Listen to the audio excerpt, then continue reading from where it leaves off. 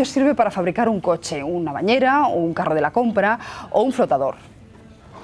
Son los autos locos de la localidad castellonense de Benlloc, donde el ingenio no falta. Solo tienen en común las 4 ruedas. Por lo demás, todo sirve para construir uno de estos coches. Una bañera al revés, un carro de la compra. Línea de giraban. El nen de Benlloc. Sí, este es el coche del nen, este otro de los Picapiedra, este el de Fernando Alonso.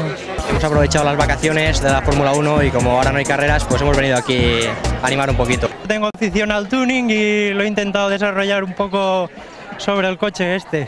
Modelos para todos los gustos, con música, sin música, más grandes, más pequeños, pero eso sí, estos autos locos están fabricados con mucha originalidad.